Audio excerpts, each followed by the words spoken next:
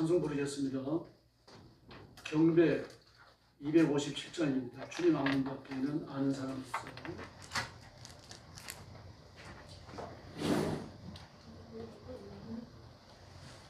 경배 257장입니다.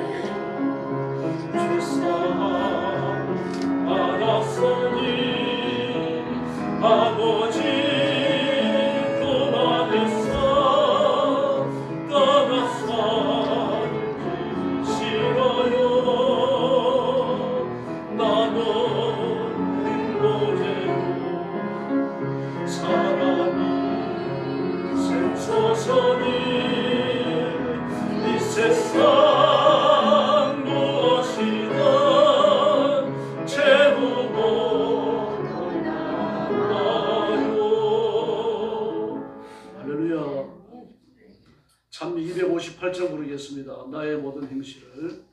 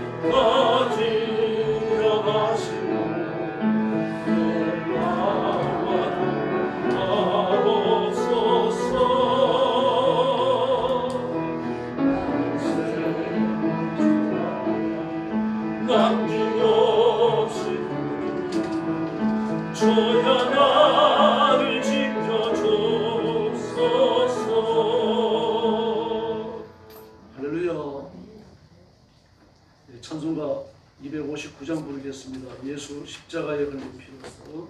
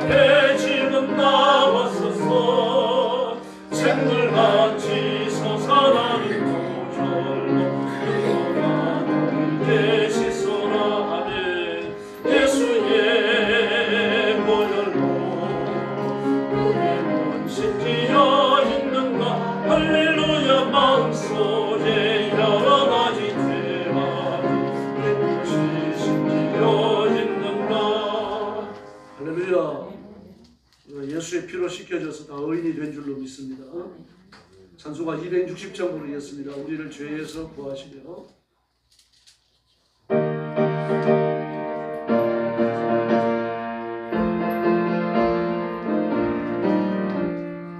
우리를 죄에서 구하시려 주 예수 십자가 지셨으니 기쁨의 공생 할렐루야. 찬송하세 찬송하세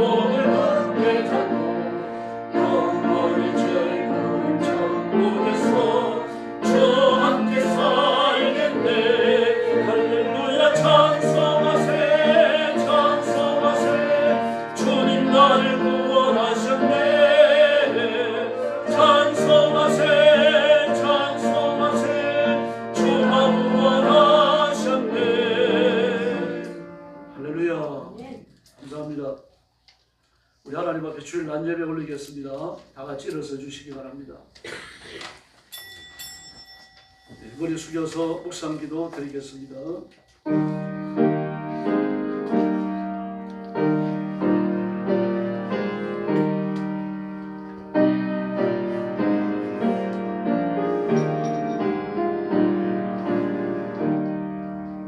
감사로 제사를 드리는 자가 나를 영화롭게 하나니 그의 행위를 옳게 하는 자에게 내가 하나님의 구원을 보이리라. 아멘. 사랑의 아버지 감사합니다.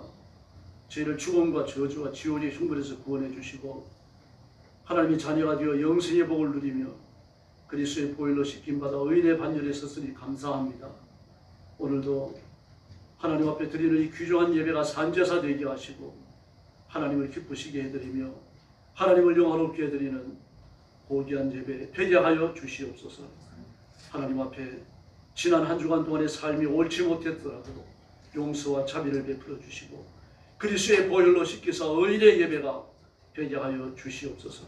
우리 주인 성도들 기억하시고 부득이하여 영상으로 예배에 참여하는 성도들을 기억해 주시고 하나님의 가슴에 품어주시고 복내려 주시옵소서.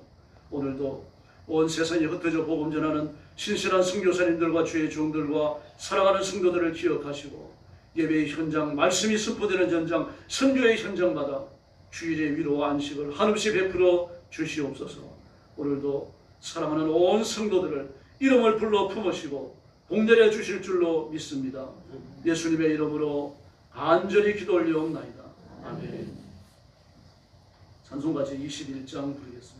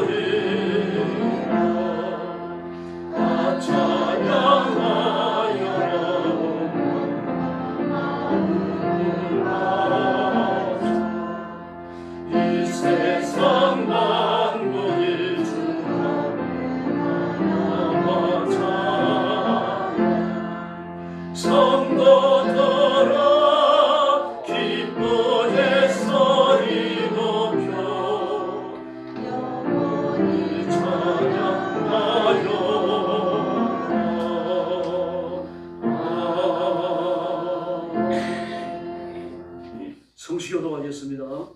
요한복음 1장 9절부터 14절까지 주보에 있습니다.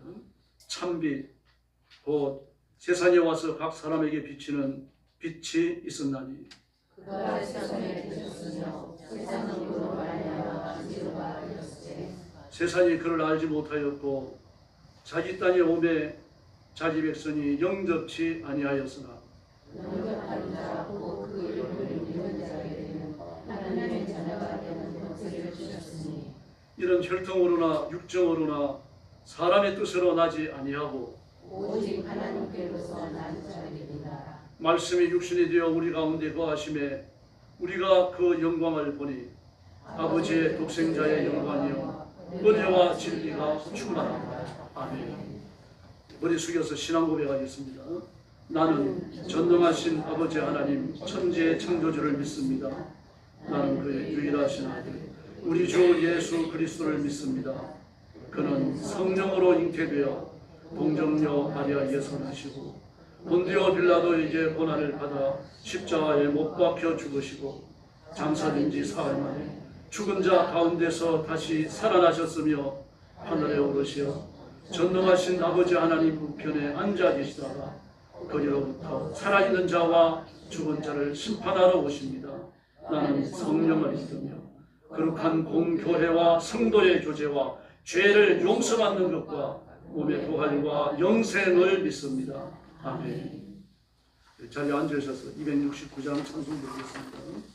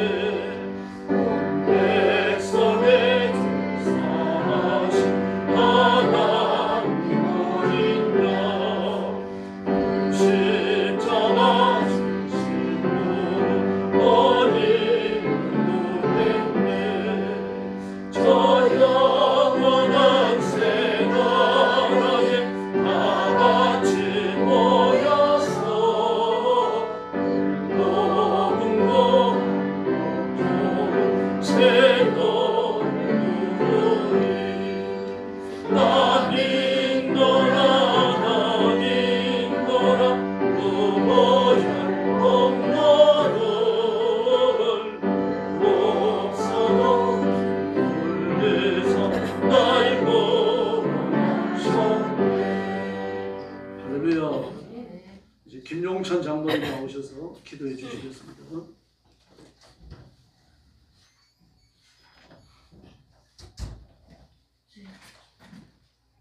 기도하겠습니다. 하나님 아버지, 봄의 기운이 온 땅을 감싸며 세상에 움트는 이 계절, 저희들에게도 새롭게 하시는 주님의 은혜가 임하게 하심을 감사드립니다. 겨울이 어두움과 추위를 지나 따뜻한 바람이 불어도 저희의 신앙도 더욱 새로워지고 주님의 사랑 안에서 깊어지기를 원합니다. 오늘 거룩한 주일 저희를 주님의 전에 불러주시고 예배드릴 수 있는 은혜를 허락하셨으면 감사드립니다. 이 시간 주님께 온전히 나아가며 우리의 마음과 뜻과 정성을 다해 주님을 찬양하며 경배합니다. 자비로우신 아버지 하나님, 저희의 연약함과 죄악을 주님 앞에 고백합니다. 주님의 말씀을 가까이 하기보다 세상의 소리에 귀 기울였던 저희를 용서하여 주시옵소서. 기도에 힘쓰지 않고 스스로의 방법으로 문제를 해결하려 했던 완고함을 또한 용서하여 주시옵소서. 이웃들을 사랑하기보다 판단하고 용서하기보다 미워했던 우리의 마음 또한 불쌍히 여겨 주시옵소서. 주님께서 베풀어 주신 은혜와 사랑을 잊고 감사하지 못했던 저희를 용서하시고 다시금 주님의 뜻을 따라 살 수 있도록 저희의 마음을 정결하게 하여 주시옵소서. 아버지 하나님, 이 나라와 이 민족을 위하여 기도합니다. 주님께서 세우신 이 땅을 긍휼히 여겨 주시옵시고 정의와 공의가 강물처럼 흐르게 하여 주시옵소서. 나라를 이끌어가는 지도자들에게 지혜와 바른 판단력을 주시옵소서. 하나님을 두려워하며 국민을 섬기게 하여 주시옵소서. 사회의 갈등과 분열이 화해와 사랑으로 변화되게 하시고 경제적으로 어려움을 겪고 있는 자들에게 주님의 공급하심이 있게 하여 주시옵소서. 특별히 복음이 위축되지 않고 더욱 힘있게 전파될 수 있도록 이 땅의 교회들과 성도들을 사용하여 주시옵소서. 사랑하는 주님, 우리 영광교회를 위하여 기도합니다. 주께서 우리 교회를 이 땅에 세우시고 지금까지 인도해 주셨사오니 더욱 든든히 서게 하시고 주님의 영광을 드러내는 교회가 되게 하여 주시옵소서. 말씀과 기도가 충만한 교회가 되게 하시고 성도들이 한 마음으로 연합하여 사랑과 섬김을 실천하게 하여 주시옵소서. 믿음의 다음 세대를 양육하는 일에 힘쓰게 하시고 복음 전파의 사명을 감당하는 교회가 되게 하여 주시옵소서. 저희 성도들의 삶을 돌아보아 주시옵소서. 직장과 사업장에서 주님의 인도하심을 경험하게 하시고 경제적으로 어려움을 겪는 성도들에게 길을 열어 주시옵소서. 원치 않는 병으로 고통받는 자들에게 치유의 은혜를 베풀어 주시고 마음에 상한 자들에게 위로와 소망을 허락하여 주시옵소서. 주님만이 우리의 참된 위로의 능력이심을 믿고 어떠한 상황 속에서도 흔들지 않도록 믿음에 믿음을 더하여 주시옵소서. 오늘도 주님의 말씀을 선포하실 목사님을 기도합니다. 성령의 기름 부으심으로 충만하게 하시고 말씀을 선포하실 때 권세와 능력이 임하게 하여 주시옵소서. 듣는 저희의 마음을 열어주시옵소서. 말씀을 온전히 받아들이고 삶 속에서 실천하게 하여 주시옵소서. 또한 목사님의 건강과 가정을 지켜주시고 맡겨진 사명을 끝까지 감당할 수 있도록 은혜의 은혜를 더하여 주시옵소서. 예배를 위해 보이지 않는 곳에서 숨기는 손길들을 축복하여 주시옵소서. 반주자, 안내위원, 또한 주방 봉사자들, 헌금위원들, 또 하나님 나라 재정부들까지 모든 성도들이 함께 예배를 세워나갈 때 기쁨과 보람을 느끼게 하시고 섬김의 은혜가 더욱 풍성해지게 하여 주시옵소서. 예배의 시종을 주님께 맡깁니다. 악한 사탄 마귀 일절 틈타지 못하도록 주님 예수의 보혈로 지켜주시고 한 길로 들어왔던 저 음부의 권세가 예수 이름으로 결박받고 일곱 길로 도망가게 하여 주시옵소서. 이 모든 말씀을 살아계신 우리 주 예수 그리스도의 이름으로 간절히 기도드려서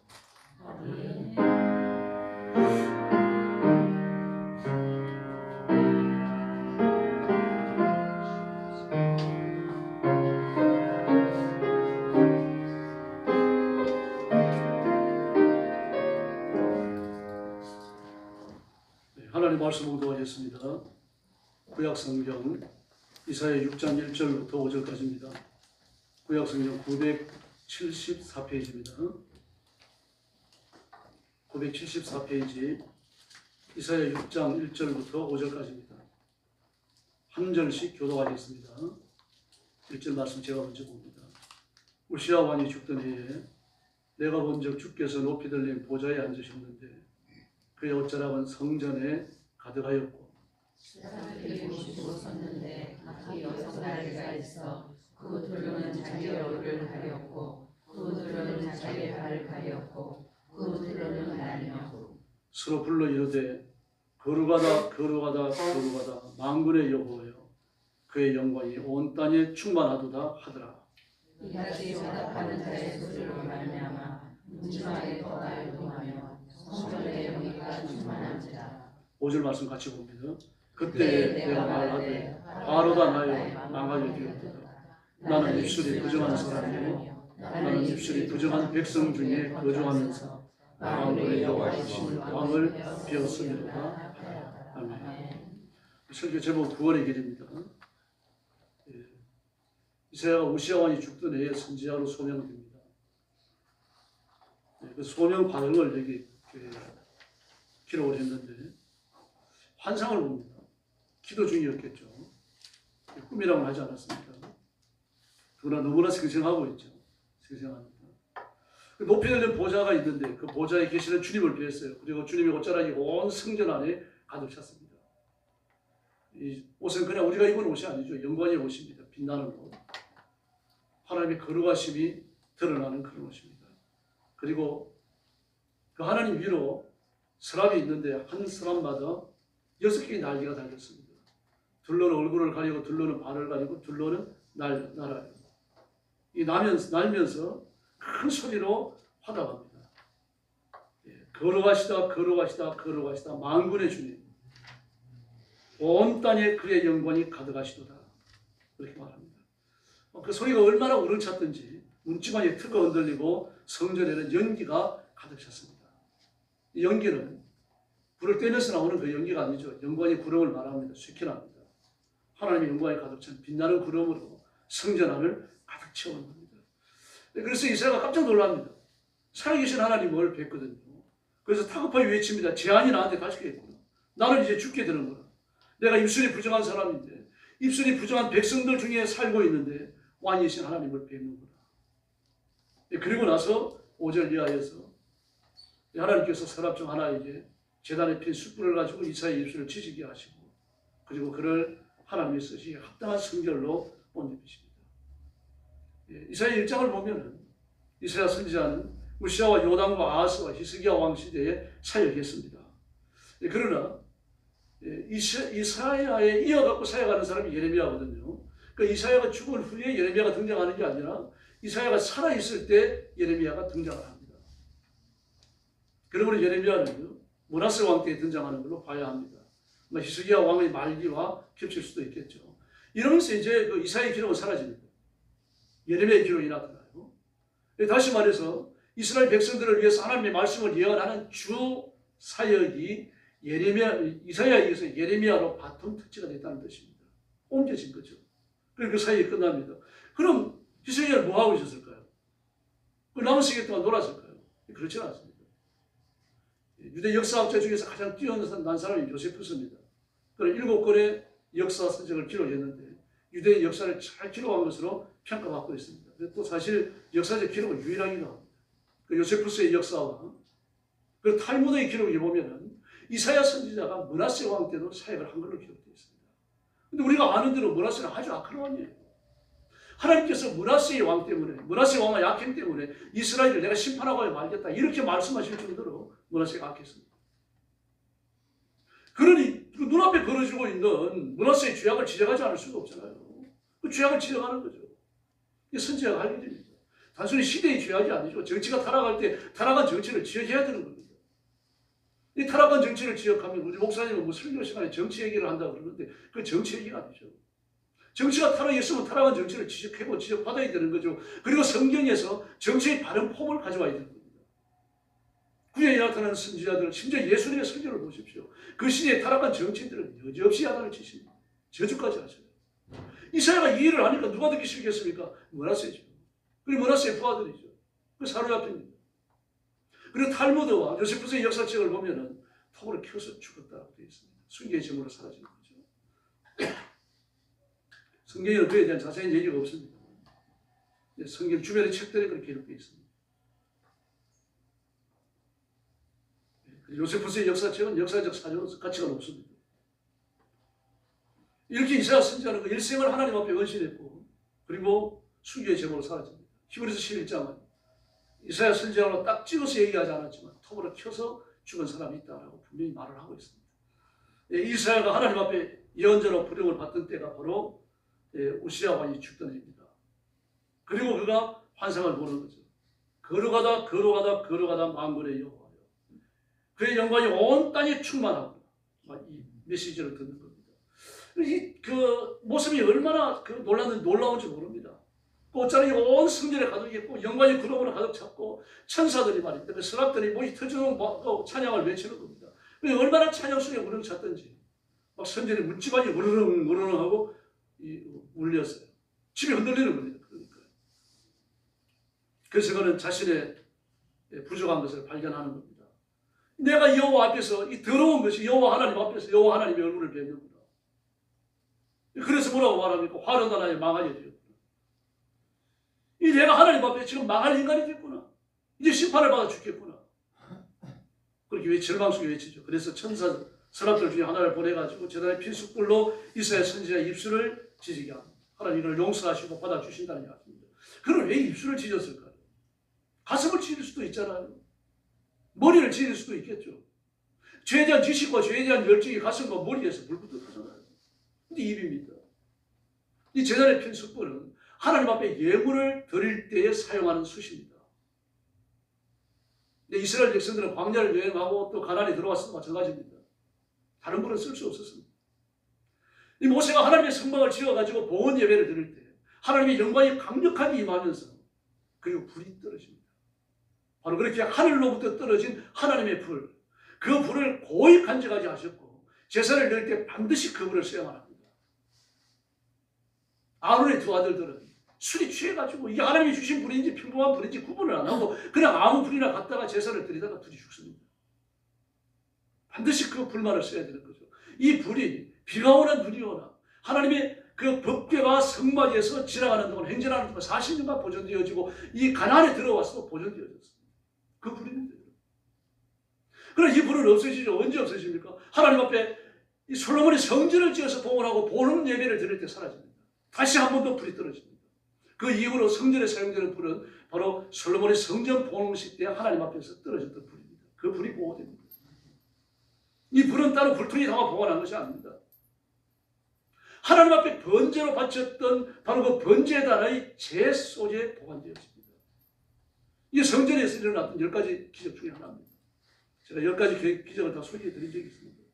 다 기억 못 하시겠지만 비가 와도 꺼지지 않습니다. 여러분.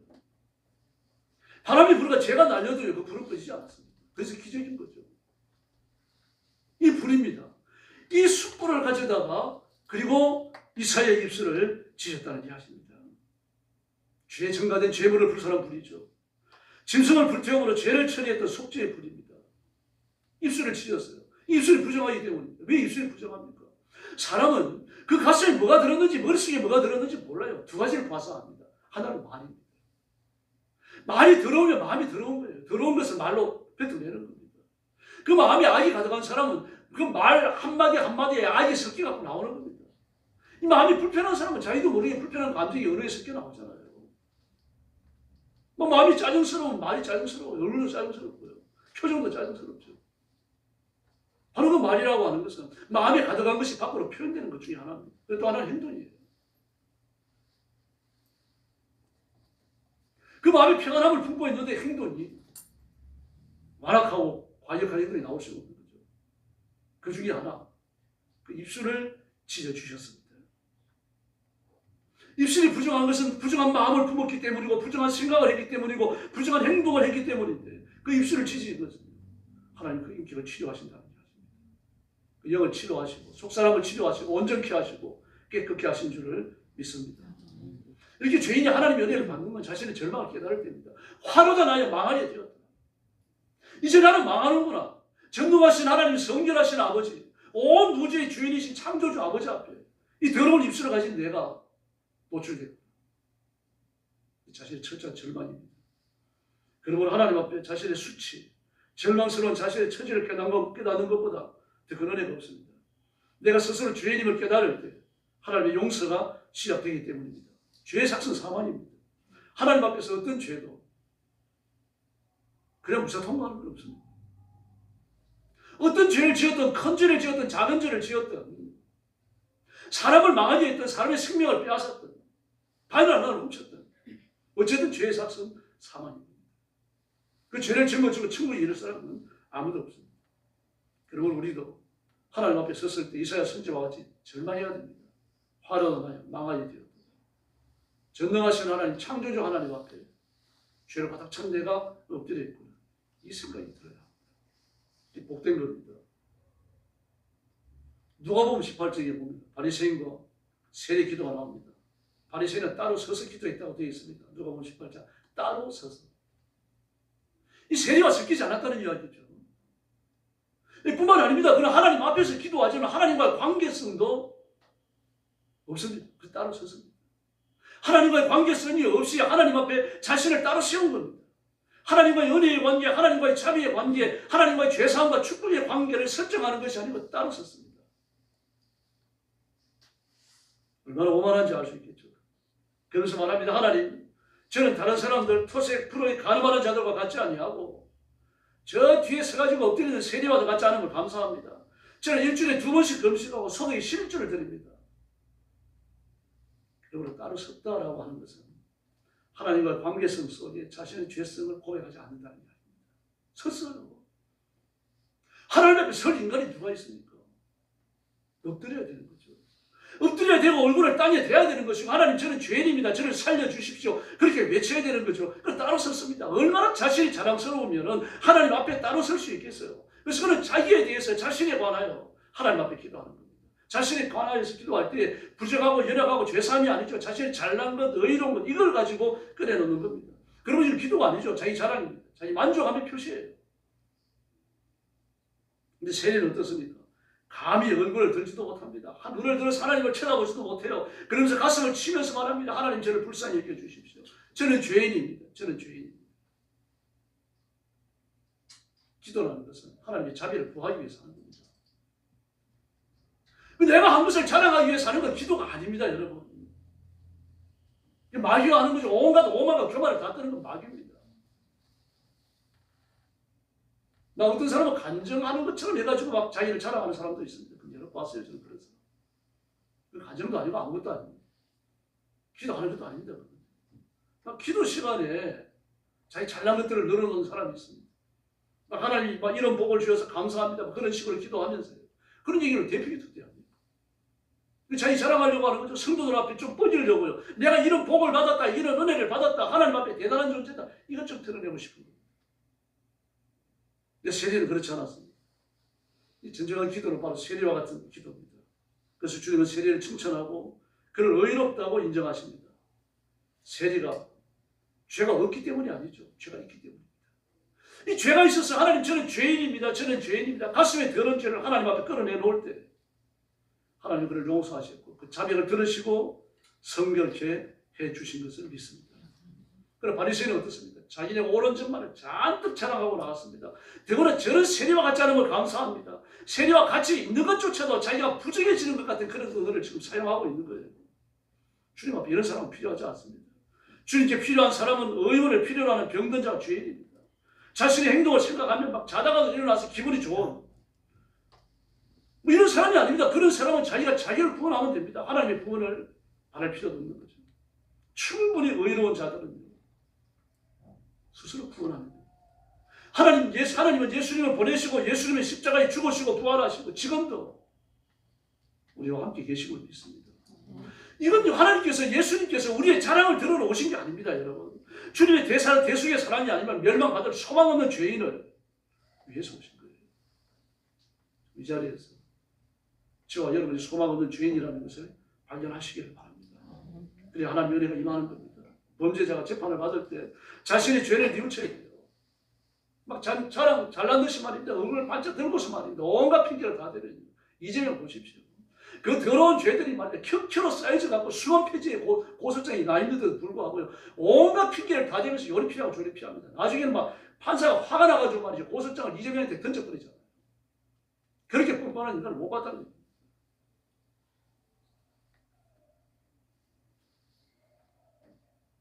누군가 탄원서를 내줘야 돼요. 저도 탄원서를 2번 써봤습니다. 2번이 아니라 3번 써봤네요. 한 번은 고등학생을 위해서 탄원서 써봤습니다. 우리 성도들한테 탄원서 사인을 받고 학생들한테 사인을 받고 학교 가져가가지고 또 친구 전도사님들한테 나눠서 갖고 말입니다. 가서 그 전도사님 그 학생들한테 사인 좀 받아달라 그러고요. 동부 지원에서 있었을 때입니다. 구의동이 동부 지원. 일단 탄원서가 들어가면은 이 사람이 부지불식간에 죄를 지었는데 틀림없다. 벌을 내가 받아야 될 사람이 틀림없다. 그런데 평소에 그러지 않았다. 이 사람을 좀 한번 봐주면 좋겠다. 저도 전도사인데 학생이 나오면 내가 잘 돌보겠다. 막 대표자가 사인을 하고 서명을 하는데 100명, 200명 받아가지고 갖다 주니까요. 공개재판도 안 하더라고요. 그 부모와 학생만이 참석하는 그 판사를 개인적으로 만나는 거예요. 판사실에서 만나가지고 다짐을 받고 그날을 풀어줘요. 저한테 다짐을 받아요. 진짜 이 아이를 바로 가르치겠는데. 타노스가 들어가니까 그렇게 되었죠. 이 실제로 타노스가 들어가면 형벌이 감소됩니다. 벌금형을 내릴 사람은 벌금 액수가 깎이고요. 형기가 단축되어져요. 얼마나 더 단축이 됩니다. 죄 있는 사람은 자신의 죄성을 인정하면서 재판장에 자비를 구해야 돼요. 뻔뻔스럽게 죄를 숨기면 안 됩니다. 세리는 그런 사람입니다. 자신의 죄를 내놓지 않았어요. 뻔뻔스럽지 않았습니다. 죄를 다 내어놓고 하나님 앞에 엎드리면서 자비를 구했던 겁니다.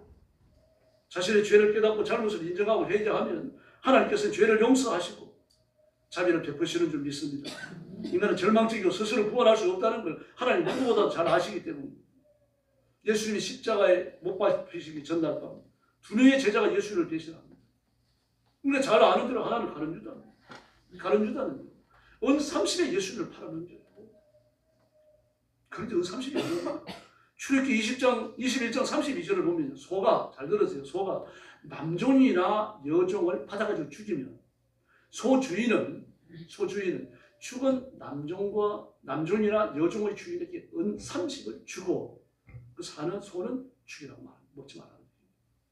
그러므로 그 소가 받아 죽인 남종이나 여종의 몸값이 얼마입니까? 은 30이에요. 근데 세상에 이때가 언제나 1700년 전이에요.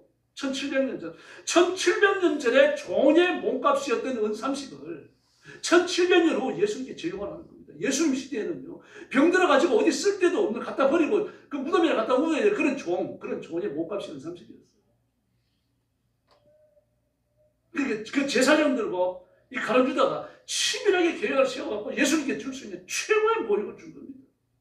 병든 노예의 몸값으로 예수를 규제해버린 거예요. 이런 수치스러운 일이 있습니다. 그 베드로가 있습니다. 마가복음 14장 66절로 72절을 보면 이제 마가복음 14장 그리고 누가복음 22장이 나옵니다. 요한복음 18장 이렇게 나오고요. 거기 보면 이렇게 되어 있습니다. 베드로가 아랫뜰에서 대제사장이 이제 예수님을 신문할 때죠. 신문할 때입니다. 그때 이제 이 베드로가 이제 뜰 밑에서 이제 이 저녁이 되어져 갖고 이제 날이 서늘하니까 불을 피우고 있었습니다. 그때가 양력으로 4월쯤 되는 거죠. 4월쯤 됩니다. 4월 초순쯤 되겠죠. 4월 중순은 되기 전입니다. 그때 지금 되니까 유대도 이때는 추워요. 그 아침 저녁이 되어지면은 뭐 영하로 내려가지는 않지만 영상 10도, 15도까지 떨어집니다. 그러므로 밤새 찬바람을 받으면서 그 쭈그리고 있으라 그러면 춥습니다. 그 불을 피워요. 그 불을 쬐고 있는 겁니다. 그런데 이 여종 하나가 나옵니다. 여종은 이제 템플 폴리스입니다. 성전 경비병이에요. 그런 여종이 아닙니다. 이 노예를 얘기하는 게 아닙니다. 성전 경비병. 이 오니까 지금 성전 경비병이기 때문에 이 베드로를 지금 주목하고 있는 거예요. 예수님을 따르는 예수님의 제자 잡아 넣어야 될 사람이 아닌가 지금 보는 겁니다. 보고 얘기하는 겁니다. 너 나사렛 예수와 함께 있었지. 그러니까 베드로가 부인하는 겁니다. 나는 네가 말하는 걸 알지도 못하고 깨닫지도 못하니까. 그럼 피해가지고 앞들러 나갔어요. 앞들러 나갔더니 여종이 그를 또 따라가는 겁니다. 따라가면서 옆에 있는 사람들이 말하는 겁니다. 이 사람은 나사렛 예수의 도당입니다. 그랬더니 또 부인하는 겁니다. 그 조금 있다가 곁에 서 있는 사람들이 다시 베드로에게 말하면 이번에 여종이 2번 말했죠. 다음에 곁에 서 있는 사람들이 여종의 말을 듣고 있다가 보니까 진짜 베드로가 예수를 같이 다녔던 기억이 나는 거예요. 그래서 묻는 겁니다. 너도 갈릴리 사람이니까 예수의 제자가 틀림없구나. 그랬더니 71절에서 들어갑니다. 저주하고 맹세하여. 저주하고 맹세하여. 예수님을 저주하는 겁니다. 그리고 나는 정말 모른다. 하나님 이름으로 맹세까지 하는 겁니다. 내가 이 사람을 알지 못한다. 그 달기 두 번을. 그리고 여러분 누가복음 22장 61절을 보면요. 이어지는 기사 하나가 더 나옵니다. 그게 뭡니까? 그 예수님을 3번 부인하고 났을 때 그 다음에 주께서 돌이켜 베드로를 보십니다. 누가복음 22장 61절. 치명적인 말씀입니다. 그 범죄의 현장에서 예수님을 모른다고 부인하고 저주하고 맹세까지 해버린 예수님을 무릎이 쳐다보시는 겁니다. 등을 돌려갖고요. 그때 베드로와 눈이 마주쳐버려요. 그 눈길을 어떻게 쳐다보고 있겠습니까? 그러니까 얼굴을 감싸지고 문을 열고 밖으로 나가는 겁니다. 마가복음과 마태복음, 요한복음에는요.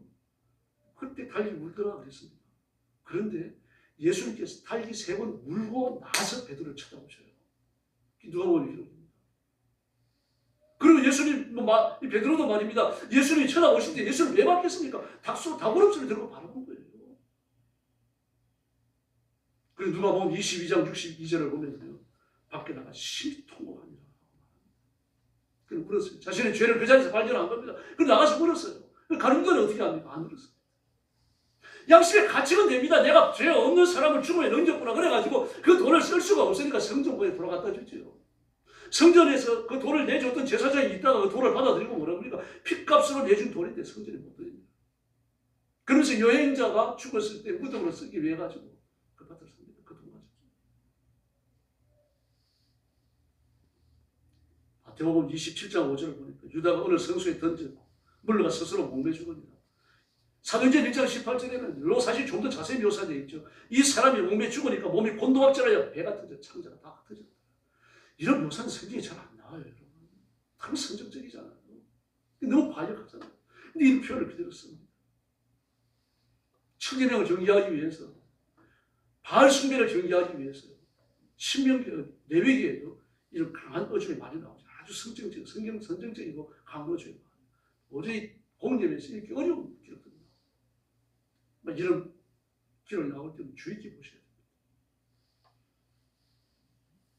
그리스도를 구주로 믿지 않는 사람들은요, 절망적인 죄책감에 시달리다가 결국 지옥의 형벌에 떨어집니다. 이 지옥의 형벌에 떨어진다는 것은 모르지만 그러나 이 견딜 수 없는 죄책감에 시달리는 거죠. 그때 두 가지 피난처밖에 없습니다. 하나는요, 자살하는 겁니다. 두 번째는 미치는 거예요. 그 자살하거나 미쳐서 안 되잖아요.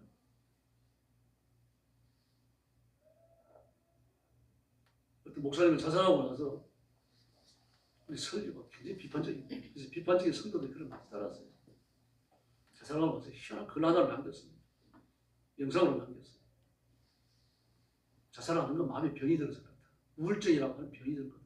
우울증은 마음의 병이다. 병이 들어 죽는 것은 자연스러운 게 아니냐. 자신이 자살을 미워했어요. 그리고 나서요, 수많다고까지 말할 수 없지만 유사 자살 사건이 그를 따르는 사람들이 여럿이 일어납니다. 젊은 사람들. 자살은 그리스도께 피하지 않았기 때문에 생겨진 출구예요. 예수님이 예비하신 게 아닙니다. 하나님이 예비하신 게 아니고요. 예수 믿는 사람, 신앙의 고백이 있는 사람, 거듭난 사람은 자살 못합니다, 여러분.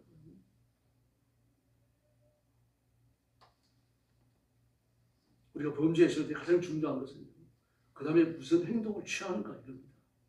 화가 나서 가족이 심한 말을 했을 때 친구들과 언쟁을 벌이는 정도가 아니라 친구를 왕따시키고 막 그를 모함하고 잘못된 말을 했을 때 어떤 극단적인 행동을 내가 했을 때 말입니다. 실수를 정당화하려고 변명할 필요 없어요. 하나님 앞에 나가서 엎드리면 되는 겁니다. 하나님, 저는 죄입니다. 막 어떤 사람은 내가 하나밖에 죄를 안 지었는데 나를 막 모함해가지고 말입니다. 죄를 막 더 많이 지은 것처럼 말입니다. 3개, 4개 보태갖고 나를 공격하는 사람도 있습니다. 욥이 그랬잖아요. 처음엔 욥이 죄가 없다고, 죄가 얼마나 많으면 이런 벌을 받느냐고 공격하는 그 친구들이 욥이 짓지도 않은 죄들을 끌어내갖고 욥이 덤튀기를 씌우지 않습니까? 그렇다고 그러더라고요. 내가 의인이 아니라는 것은 내가 압니다. 욥도 마찬가지입니다. 자신이 의인이 아니라는 것을 알아요. 알기 때문에 내가 여기에서 이 고통을 당하며 이 병을 끌어안고 이렇게 고통스럽게 살다가 죽을 수 있다. 그렇게 죽을 수 있다. 억울하지만 그럴 수 있다. 그러나 내가 육신의 장마, 이 썩을 것이 벗어진 이후에 내가 내 보인을 하나님 나에서 볼 것이다. 보인이라고 했죠. 변호사는 얘기입니다. 예수님이라는 말이죠. 그리고 자기가 잘났다고 하는 것을 끝까지 보장할 필요 없어요. 믿음을 가지고 있으면 하나님이 그 길을 인도하실 줄로 믿습니다.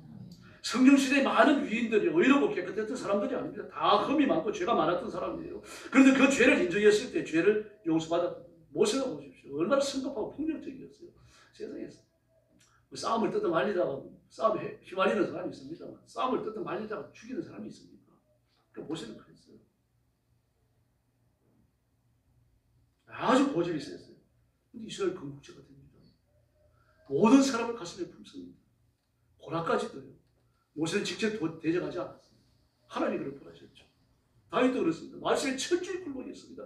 이 마지막 사건 때문에 말입니다. 그의 그 지었던 죄의 더러운 행실이 말입니다. 선지자 앞에 낱낱이 까발렸습니다.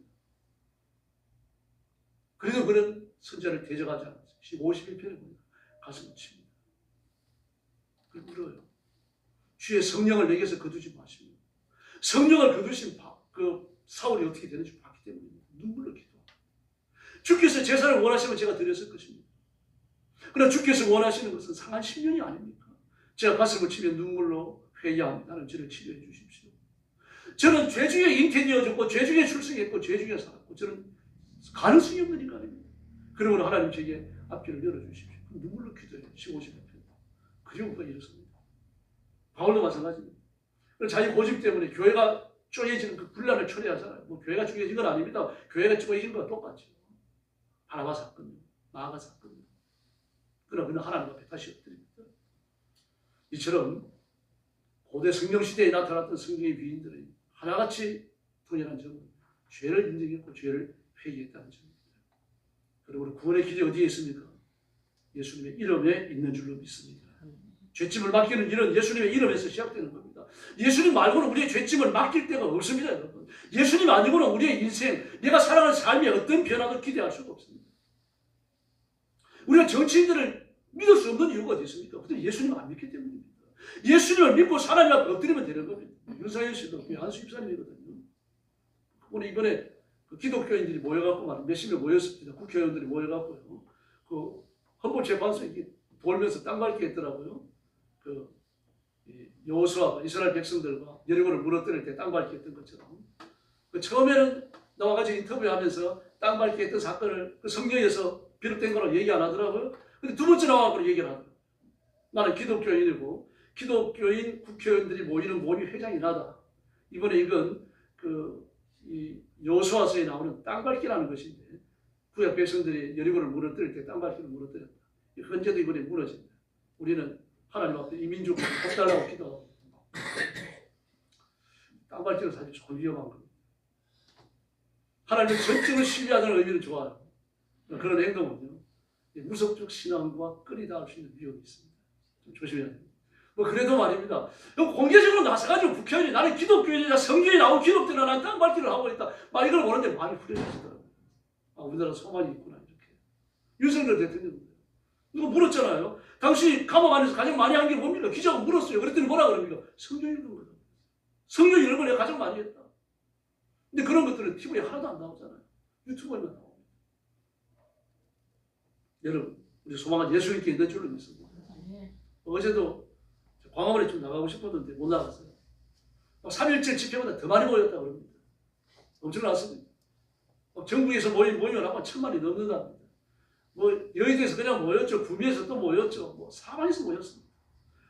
여러분 그 여의도 나가면 1시간 반 동안 기도를 해요. 찬송 부르고 기도하고 통성 기도하고 찬송 부르고 통성 기도하고 무슨 부흥이 하는 것 같아요. 그 광화문도 마찬가지입니다. 30분간은 기도합니다. 그래서 소망이 있는 거죠. 이 민족을 살려달라고 기독교인들이 모이고 불신자도 많아요, 여러분. 불신자 나와가지고 엎드리고 말합니다. 함께 하나님의 은혜를 구하는 거거든요. 소망이 여기서 생기는 줄로 믿습니다. 그리고 죄를 구해야 됩니다. 내가 어떤 죄를 지었는지. 근데 사실 이사야는 죄를 구하지는 않았죠. 뭐 하나님을 뵙고 당장 여기서 결판 내야 되는데 뭐 하나님 앞에서 죄를 용서해 달라고 하는 이게 말이 좀 막연한 거 아닙니까? 어떤 특별한 죄가 있어가지고 하나님 앞에 엎드리면 괜찮은데 그게 아니거든요. 사실은 하나님을 뵙는데 이 나는 죄인이구나. 이 좀 독특한 상황이 아니라 평범한 상황에서 부딪혔거든요. 이건 하나님은 아십니다. 나는 잘 몰라도 하나님은 아시고 그 본인이 알지 못하는 죄까지 씻어주신 줄을 믿습니다. 우리 가을에 산에 가면요. 들에 나가도 그렇습니다. 도깨비 풀이라고 그러니 뭐라 그럽니까? 끔찍끔찍 붙는 거 있잖아요. 막 얇은 옷이 붙어 놓으니까 살도 따갑고 말입니다. 그거 안 떨어집니다. 막 이래가지고 떨어오면 가시는 그냥 붙어갖고 말입니다. 맨 따가워요, 피부는요. 죄가 그렇습니다, 여러분. 이 한번 붙어놓으면 말입니다. 끔찍끔찍 붙어가지고 떼어낼 수가 없습니다. 그러나 그리스도의 보혈을 시키면 깨끗하게 떨어져 나가는 줄로 믿습니다. 주님, 제가 물질 때문에 고생합니다. 저 문제 좀 해결해 주세요. 제가 병 때문에 고생합니다. 병 좀 해결해 주세요. 주님, 죄송합니다. 이 문제들이 죄 때문에 일어났다면 제 죄를 용서해 주세요. 부르짖어야 돼요. 하나님 앞에 은혜를 구해야 될 줄로 믿습니다. 이렇게 하면 사랑의 하나님께서 우리를 죄짐에서 벗어지게 할 줄로 믿습니다. 이 구원의 길입니다. 구원의 길은 예수님입니다. 내 잘난 게 아닙니다. 이 바리새인은 말입니다. 자기가 잘난 줄 알았죠. 저는 토생하는 사람들, 죄 짓는 사람들, 악한 사람들과 같이 하나님을 감사합니다. 이 같은 장소에 세리가 나와 있는데 세리와 같이 있는 것조차도 저는 주님 숨막히기 싫습니다. 이런 사람이잖아요. 그 하나님 사연은 어떻습니까? 하나님을 감히 쳐다보지도 못합니다. 하늘을 바라보지도 못하고 고지를 땅에 박았던 게 틀림없어요. 가슴을 치면서 하나님 저는 죄인입니다. 저는 죄인입니다. 하나님 그 안타까운 외침을 들으신 줄로 믿습니다. 하나님의 은혜로 평화롭고 성령 충만하고 감사와 감격이 충만한 삶을 살려고 하면 우리가 날마다 예수님을 새롭게 만나야 할 줄로 믿습니다. 자기가 아이가 자라가지고 이제 초등학교 처음 갈 때 올해 초등학교 9명 입학했다고 그러죠. 2학년도 6명인가 9명인가 경수초등학교 2학년도 9명이고 모두 합쳐가지고 얼마나 되겠습니까? 없어지지 않을까 싶은데 마음이 아파요. 근데 어쨌든 말입니다. 자기 아이가 자라나가지고 처음에 초등학교 갈 때 어떻게 합니까? 그 아이만 보냅니까? 옛날에는 그렇게 아이만 보내고 막 동네 힘든 손에 붙여서 보내고 그랬어요. 요즘 보면요. 그 부모가 아이 가방을 다 치러지고 아이를 데리고 학교까지 가요. 그리고 뭐 처음에 한두 줄 어떻게 합니까? 공부하는 데까지 들어가잖아요. 들어오라 그래요. 또 선생님들이요. 뭐 자식을 사랑하는 부모의 심정을 알기 때문에. 아이가 안쓰럽잖아요. 안쓰럽잖아요. 학교 생활에 잘 적응하는지, 그래 친구들 잘 만나는지 말입니다. 이거 아닙니까? 그 자녀에 대한 어머니의 뜨거운 사랑이죠. 작고 열악한 아이가 말입니다. 가방을 들고 가는 걸 보니까 너무 가슴 마음이 아파요. 막 그 자녀의 가방을 들고 가면서 투덜거리고 자기 자식을 욕하고 막 이런 부모가 누가 있겠어요? 아무도 없죠.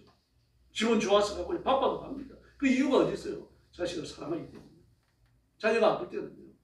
밤새 기침하고 그렇게 자식이 잠을 잘 못 자고 그러면요. 부모들은 마음이 아프잖아요. 같이 잠을 못 자요. 또 밥을 잘 안 먹는 애들은 어떻게 합니까? 그냥 그 밥 한 숟가락에 더 떠먹이려고 말입니다. 밥 덜 먹으면 말입니다. 아예 한 숟가락만 먹어라. 한 숟가락만 먹어라. 김 싸가지고 이제 주고 말입니다. 이거 먹으면 내가 10원 줄게. 옛날에 10원 준다고 했어요. 지금 호흡을 치겠지만. 밥 한 숟가락 먹으면 내가 10원 줄게. 우리 장모님도 그랬다 그래요. 그 부인 권사님이 돌아가실 때 가까워. 입맛 다 뚫어주고 먹을 게 없으니까 한 숟가락 먹어라. 내가 1,000원 줄게. 진짜 한 숟가락 먹을 때마다 1,000원 줬다 그러더라고요. 사랑하니까 그런 거 아닙니까? 인간은 절대 선을 소유하지 못했어요. 그런데도 그렇게 해요. 하물며 하나님이시겠습니까?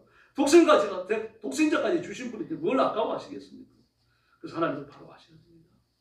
마태복음 7장에 보면요. 떡을 달라 하면 돌을, 생선을 달라 하면 뱀을 줄 아버지가 어디 있느냐. 악한 사람이라도 자기 자식을 이렇게 잘 대해주는데 하물며 하나님이시겠느냐. 이렇게 질문하셔요. 그리고 기도 좀 하라는 얘기죠. 예수 잘 믿어라는 말씀입니다. 하나님은 주시고 더 주시는 분인 줄로 믿습니다. 내 인생을 주시고 우주를 주시고 그것도 모자라서 창조주 예수님까지 우리에게 주십니다. 결혼하게 하시고 자식까지 낳게 해주시고요. 우리 별로 잘한 것도 없지만 하나님께서 품으시고 새 생명을 주셔서 영생을 누리게 해주셨어요. 하나님은 자비의 아버지이십니다. 하나님 품에 모든 것을 맡기시기를 바랍니다. 기쁘게 맡으시고 우리의 인생길을 새롭게 창조해 주실 줄로 믿습니다. 그러므로 구원의 길은 예수님뿐입니다. 예수님을 꽉 붙드시기를 바랍니다. 내 죄를 용서하기 위하여 오셨고 그리고 내게 새 생명 주기 위하여 오셨고 예수님의 창조적 생명을 부어주시려고 오셨습니다. 그러면 어떤 실수도 어떤 죄도 내어놓으시기를 바랍니다. 주님은 우리의 모든 죄를 담당하셨고 은혜와 용서와 자비를 베풀어 주십니다. 그래서 십자가 사랑에 응답하고 그 사랑을 자랑하고 전하는 귀한 성도들이 되기를 예수님의 이름으로 축원합니다. 우리 한번 통성으로 기도하겠습니다. 내가 짊어진 인생의 짐을 내려놓으시기를 바랍니다. 또 나만 알고 있는 무서운 죄들도 방어를 하시든 침묵을 하시든 그 죄를 끌어내놓으시기를 바랍니다. 하나님의 은총과 자비와 기적을 구하시고 하나님께서 이사야를 붙드신 것처럼 제 인생을 붙들어 주시고 이사야를 쓰신 것처럼 제 인생을 써주시고 이사야에게 기적을 주신 것처럼 제게도 기적을 달라고 간절히 구하시기를 바랍니다. 같이 기도하겠습니다. 자비하신 아버지 하나님 은혜 주시니 감사합니다. 은혜 길로 인도하시고 복 주시니 감사합니다. 오늘 주 앞에 엎드려서 가진 것 없고 보잘 것 없고 자랑할 것 없는 죄인들이 내 가진 것 내 있는 것 모든 것을 그대로 내어놓고 하나님의 은혜를 구합니다. 저와 사랑하는 성도를 기억하시고 하나님의 가슴에 품어주시기를 바랍니다. 하나님의 은혜를 주시기를 바랍니다. 하나님의 능력을 주시기를 바랍니다. 하나님 앞에 자랑할 것 아무것도 없는 내 모습 그대로 나와서 주께서 품어주시기를 바랍니다. 하나님의 능력과 권능으로 만져주시기를 바랍니다. 악한 마귀가 시험하지 못하게 하시고 하나님과 우리 사이를 이간들하는 악한 마귀를 7개로 도망가게 하시고 예수님의 이름으로 대적하여 쫓아내며 몰아내게 하시고 승리를 이기게 하여 주옵시기를 간절히 원합니다. 귀한 성도들 피어주시고 성도의 축복을 바랍니다. 하나님의 가슴에 품어주시기를 바랍니다. 이스라엘 시험하던 이 마귀가 아직도 하나님 아버지 우리 교회와 성도들을 시험하고 있습니다. 하나님께서 악한 마귀를 쫓아내 예수님의 능력 부활의 능력 승리의 권능으로 무장시켜 주시고 승리의 길을 걸어가게 하여 주옵시기를 간절히 원하고 기도하옵나이다. 자비하신 하나님 아버지, 이스라엘을 받으신 처럼 우리 성도들을 받아주시기를 바랍니다. 풀어주시기를 바랍니다. 은혜 주시기를 바랍니다. 능력 주시기를 바랍니다. 너희의 손으로 만져주시고 복을 주시기를 아버지와 간절히 원하옵고 기도합니다. 숨겨진 우리의 죄들이 하나님 앞에 드러나게 하시고 우리 예수님만 바라보게 하시고 십자가만 의지하게 하시고 승리의 승리를 거듭하시고 인도하여 주옵시기를 원합니다. 우리 성도를 주님 앞에 맡겨서 하나님 풀어주시기를 바랍니다. 이름을 불러 안아주시기를 바랍니다. 주님 곁에 두시기를 원합니다. 주님과 동행하게 하여 주옵시기를 간절히 원합니다. 그 기도에 응답하시고 하나님께서 넘치도록 이루어 주시고 기도하지 못한 것까지 응답해 주시고 이루어 주시기를 아버지와 간절히 원하고 기도합니다. 성도의 삶이 성결하게 하시고 의롭게 하시고 하나님 받으실 만한 깨끗한 성도들 되고 우리 하나님 역사하시며 복내려 주시옵소서. 자비하신 하나님 아버지 은혜를 베푸시니 감사합니다. 우리는 잘난 세리처럼 하나님 앞에 내어놓을 잘난 것이 아무것도 없습니다.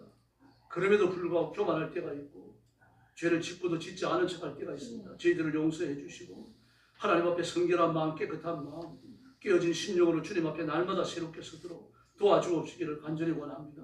여호와의 눈은 온 땅을 두루감춰놔서 전심으로 자기를 향하는 자를 찾는다고 말씀하셨사오니 하나님의 눈초리에 발견되는 성도, 하나님이 찾으시는 그 찾음에 응답하는 성도들이 되게 하여 주시옵소서. 그래서 나 홀로 인생을 사는 게 아니라 예수님이 내 곁에 계신다는 사실을 깨닫고 성령님이 보잘것없는 내 육신을 분골로 삼고 계신다는 사실을 다시 발견하고 담대하게 인생길을 걸어가도록 역사해 주시옵소서. 우리 성도들이 짊어진 인생의 짐을 내려주시옵소서. 하나님의 은혜를 주시기를 바랍니다. 능력을 주시기를 바랍니다. 의의 손으로 만져주시기를 간절히 원합니다. 하나님이 예비하신 쉬운 짐을 지게 하시고 예수님과 동행하는 복을 허락하여 주시옵소서. 기도할 때 하늘 문을 열어주시고 기도할 때 기적을 베풀어 주시옵소서. 가정이 복을 받게 하시고 교회도 새로워지게 하시고 우리 민족도 복을 받게 하여 주시옵소서. 예수님의 이름으로 간절히 기도 올려옵나이다. 아멘.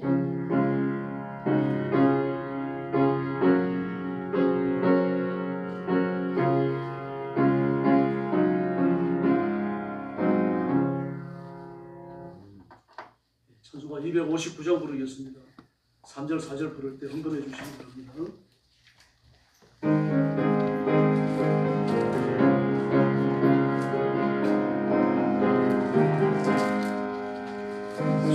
십자가의 피로써 그대는 심기야 했는가 다른 죄인 하였는가 그대는 참을지 않은가 예수의 보내고 그대는 심기야 했는가 마음속에 여러 가지 죄가 깨끗이 심기야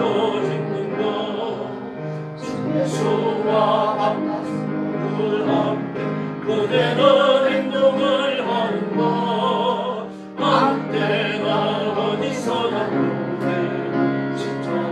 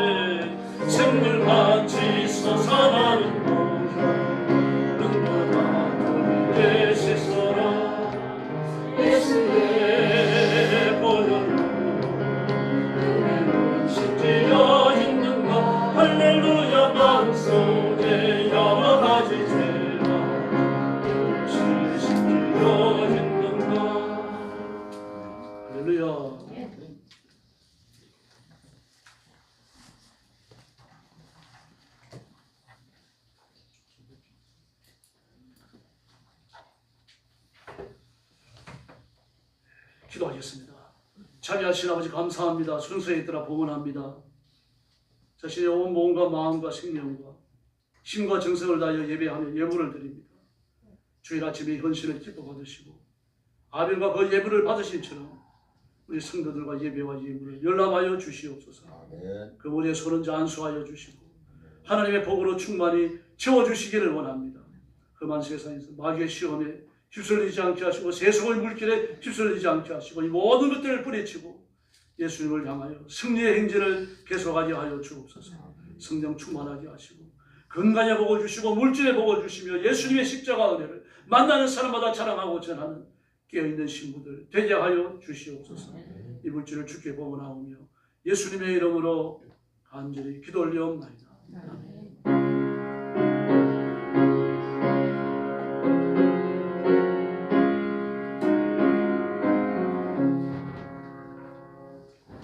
교회 소식 알려드립니다. 3월을 피우는 예수님의 고난에 참여합니다. 그리고 요절은 마태복음 27장 50절 예수께서 다시 크게 소리 지르시고 영혼이 떠나십니다. 같이 읽겠습니다. 시작.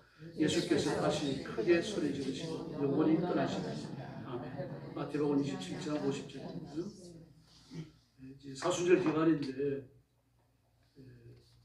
예수님의 고난을 묵상하면서 한 주간 보내시도록 하기 바랍니다.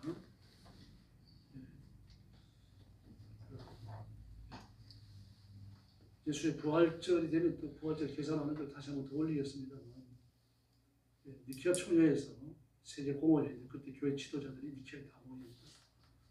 이제 그때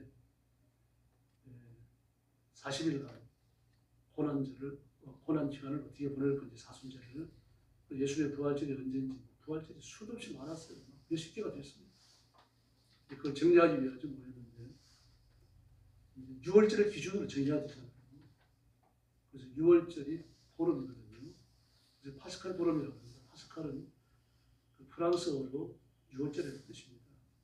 그 보름이 지난 첫 번째 주일이 부활절이라고 정했어요. 그때 언젠가 하면은 그 당시에는 그게 충분이었습니다. 지금도 충분 이후를 얘기하는데 충분히 기준절이 아닙니다. 파스칼 보름, 6월절 보름입니다. 그래서 사순절이 올해는 이제 지금까지 진행되는 것이고 부활절 전주간까지 그렇게 40일간 지키고 있습니다. 3월 5일부터 4월 19일까지요. 이 기간 동안에 특별히 주님의 고난을 묵상하면서 그렇게 지내시기를 바랍니다.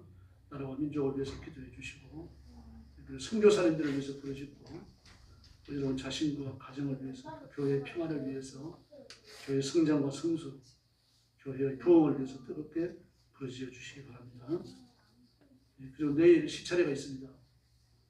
우리 교회에서 모이고요. 교회에서 대접을 해야 됩니다. 지난 연말에 모이려고 했는데 봄도에 끝나고 또 모여야 되니까 봄도에 전에 모여야 되니까 이때 한꺼번에 모이자 그래서 좀 미뤄졌어요. 월요일 11시 반에 우리 교회로 오면 또 권사님들 나오셔서 봉사하고 그러셔야 되니까 회의할 수 있는 식당이 있습니다. 식당에서 모여서 회의하고 그리고 식사하도록 그렇게 했습니다. 시차를 위해서 기도해 주시기 바랍니다. 그리고 다시 부탁드립니다만 기도하는 일에 힘써 주시고요. 그리고 3월 31일부터 4월 9일까지 봄대 신방하겠습니다. 기도하면서 준비해 주시고 그리고 고난주간 총증문 있습니다. 새벽 총증문 4월 14일부터 18일까지 5일간 합니다. 기도해 주시기 바랍니다. 기도하면서 그렇게 마음의 준비를 해 주시기 바랍니다. 이 옆에 계신 분들하고 인사 나눠주시기 바랍니다. 한 번 더 인사하시죠. 예수님만 따릅시다. 예수님만 따릅시다. 할렐루야. 다 같이 일어나셔서 55장 찬송 후에 축도하겠습니다.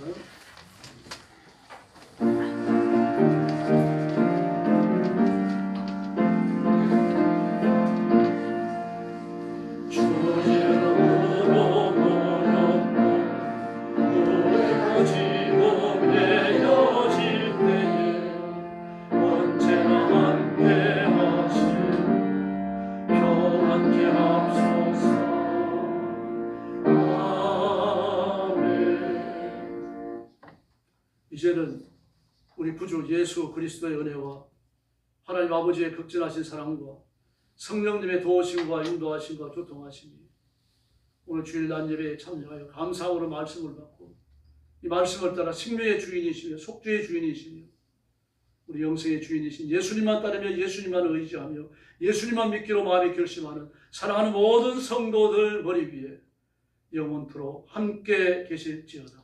아멘.